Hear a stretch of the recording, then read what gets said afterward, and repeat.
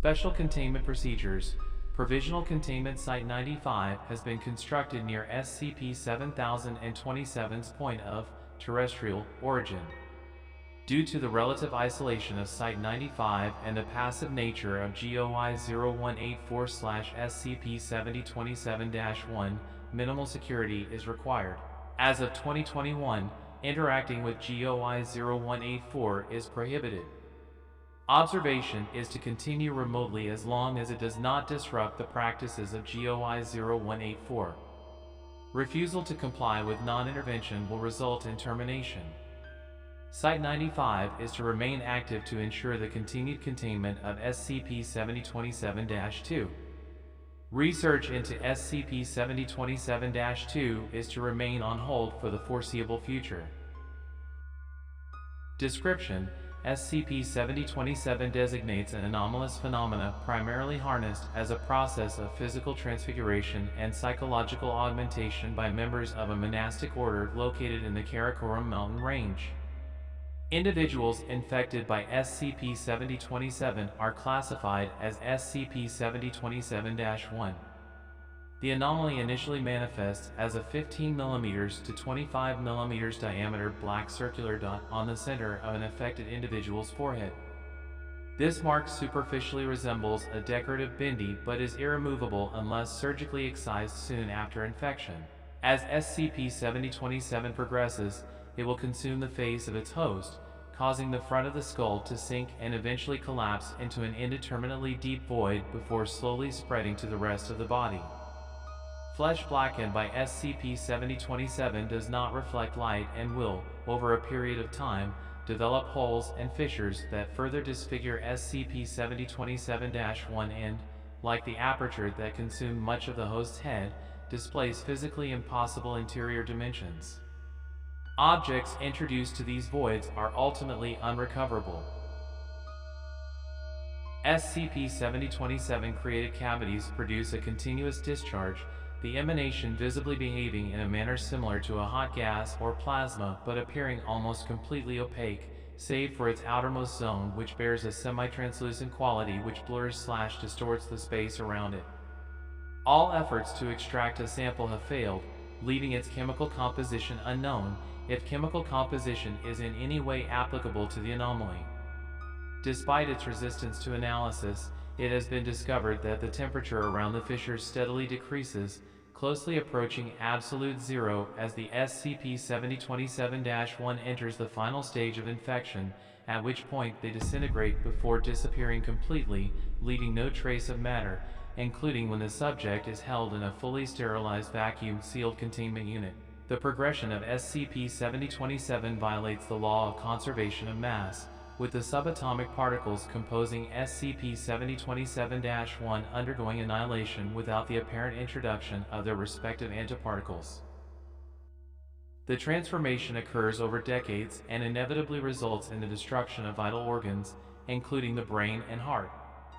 By this stage, SCP-7027-1 are clinically deceased, requiring neither sleep nor sustenance, but remain mobile and will continue to wander the monastery when not seated in meditation.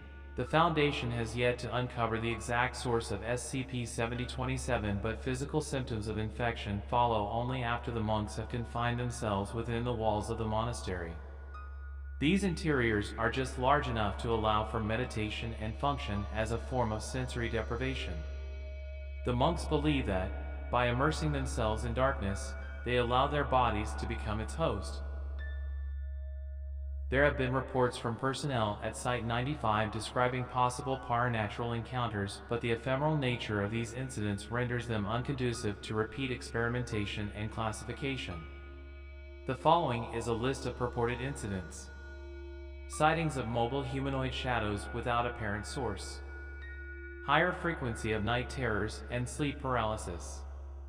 Sudden transitory cold spots, even within the insulated and heated sections of Site-95. Higher than average radio interference in and around the monastery. The appearance and rapid disappearance of black stains throughout the monastery, though these may represent an unknown species of slime mold.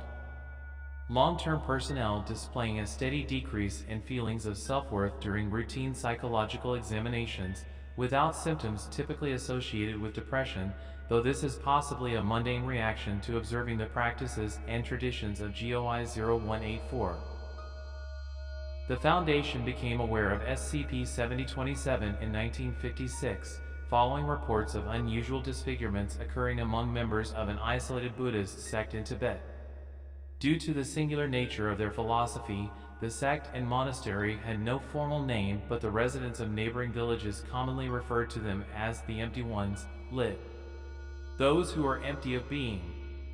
Classified as GOI 0184, the order practices an extreme form of asceticism and forbids the use of personal names, depictions of the human form, or even the preservation of its own history. It is believed by members of GOI 0184 that enlightenment, Bodhi awakening, can only be achieved through drastic humility. To do this, they must be purged of vanity and pride, with corporeal existence regarded as the final arrogance to be undone. Through SCP-7027, the monks believe they can permanently escape samsara, the cycle of life, death, and rebirth.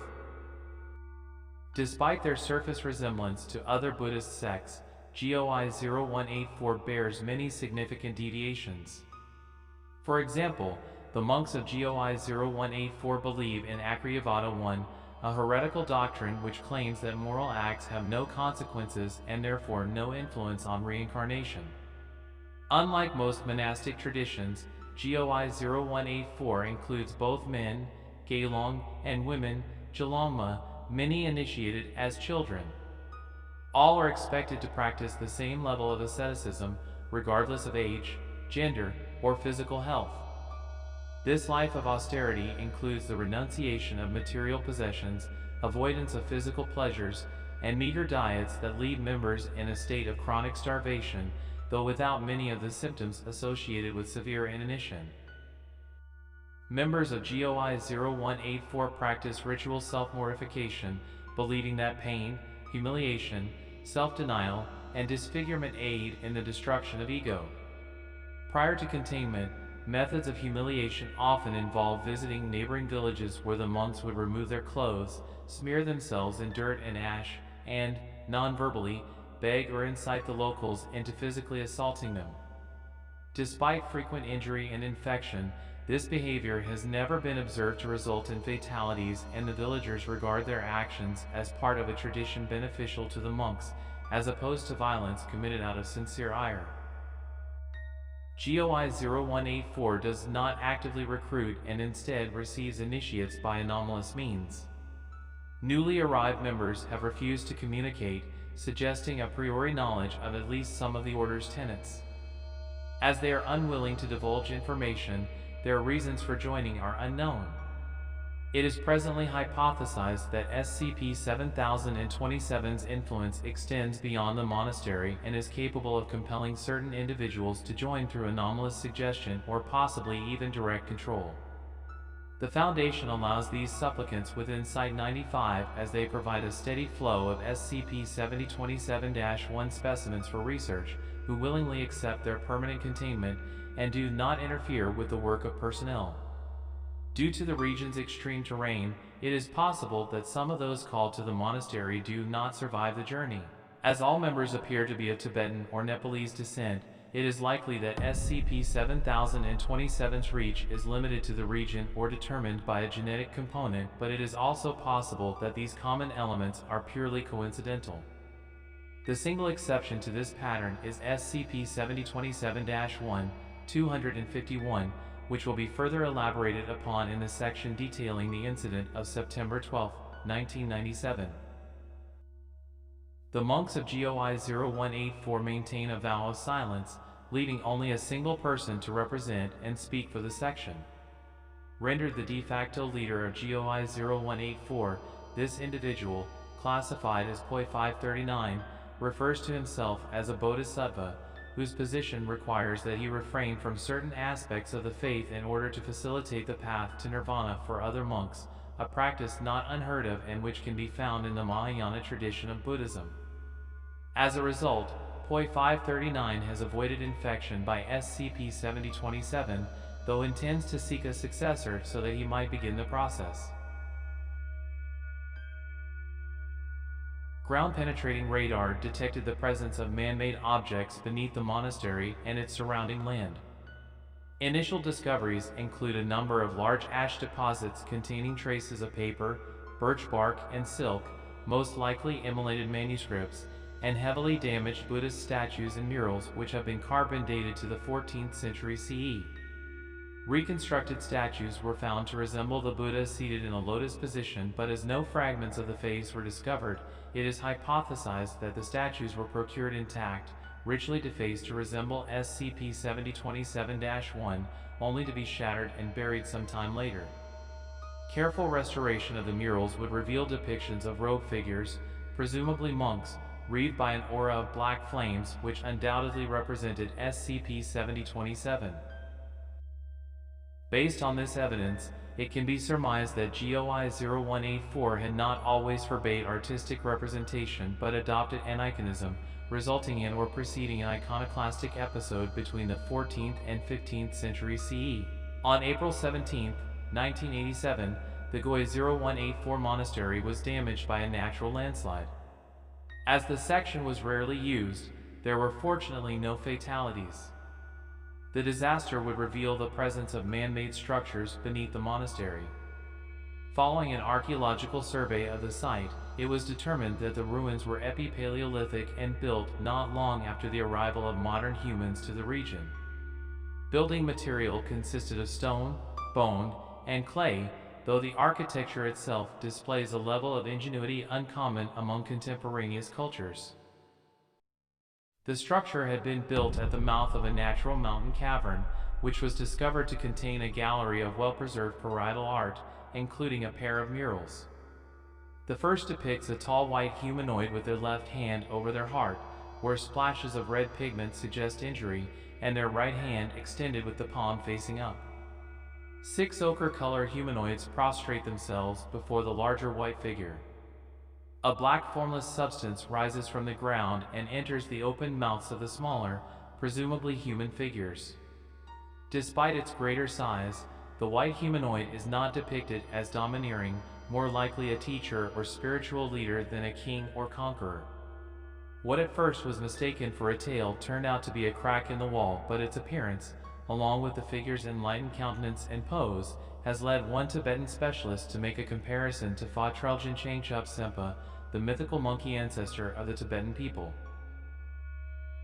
The second mural displays a complex 3-level scenario centered around a tree with deep roots.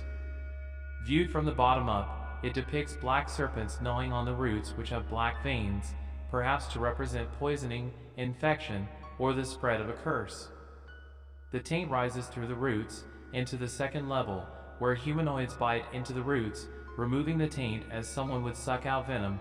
The humanoids are missing limbs and bear numerous black spots, the practice of purifying the roots shown to not be without a cost. At the highest level, the tree is healthy and full of leaves, surviving thanks to the sacrifice of those below.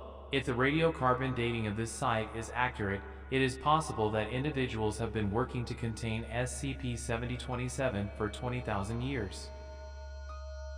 On September 12, 1997, Security Officer Lukas Majewski entered the Site-95 infirmary at 0600 hours to request medication for what he believed at the time to be a sinus headache.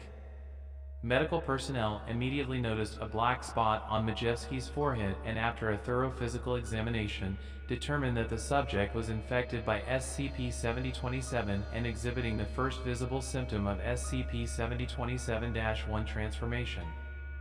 Majewski was classified as anomalous and received the SCP-7027-1, 251 designation, becoming the first and, at present, only recorded case of an SCP-7027-1 to not be a member of GOI-0184. SCP-7027-1, 251, willingly cooperated with its containment and observation, becoming a critical source of information due to being the solitary SCP-7027-1 to not be bound to GOI-0184's vow of silence. By early 1998, SCP-7027 had spread to SCP-7027-1, 251, left eye and formed a vein that wrapped around the subject's neck and connected to a newly formed black mark located at the cervical region of the spine. SCP-7027-1, 251, will occasionally report headache before expelling dark smoke and sludge from his mouth, with both substances/forms evaporating too rapidly to allow analysis. Subject suffers frequent and violent tremors, causing the body to contort unnaturally and for the subject to walk with a stiff, shambling gait. As SCP-7027-1 belonging to GOI-0184 do not display similar reactions, it is possible that their teachings and practices, particularly meditation, ultimately allows them to better tolerate the effects of SCP-7027 infection. Due to the research potential presented by SCP-7027-1, 251, the request for merciful termination was denied.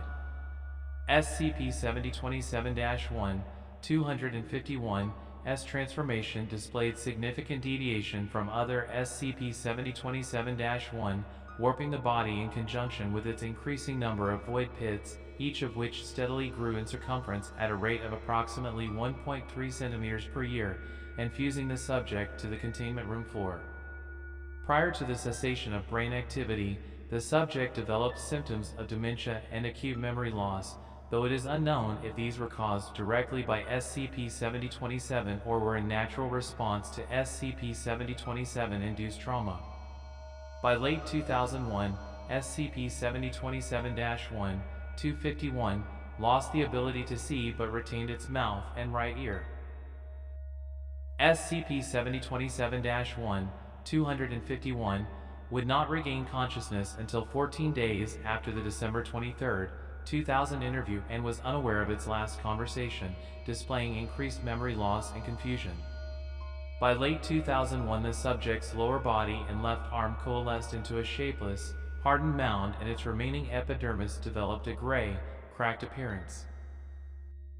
SCP-7027-1, 251's collapsed body spread across the containment chamber as its void apertures merged to create a single portal which was designated SCP-7027-2. Unlike other SCP-7027-1, SCP-7027-1, 251 failed to fully annihilate, with its remaining husk forming a 3.2 m radius ring around the newly manifested anomaly and rendering SCP-7027-2 permanently fixed for the time being. SCP-7027-2's interior displays properties identical to smaller SCP-7027 created void apertures. Due to SCP-7027-2's size and apparent stability, unmanned exploration was deemed feasible.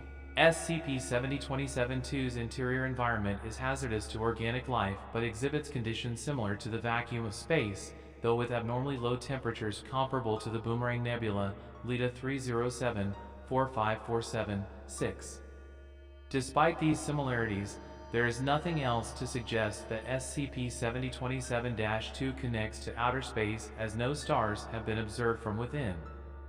Though no conclusive evidence has been discovered, the most accepted hypothesis is that SCP-7027-2 leads to a dimension outside our own. There does exist a downward gravitational pull, but its source has yet to be discovered. Considering these factors, it was determined that the best method to survey SCP-7027-2's interior would be through a remote probe designed for long-term space exploration. On April 10, 2002 at 9 o'clock hours, this probe was released into SCP-7027-2 from where it would record and transmit its findings to Site-95. Site-95 did not receive any notable transmissions until July 16, 2020, more than 18 years after its delivery into SCP-7027. Collected data includes a number of images depicting gold-colored artificial structures which together appear to form a sprawling metropolis. These images were captured approximately 46 hours earlier, over a 12-second period before all contact with the probe was lost, the device presumably destroyed upon impact.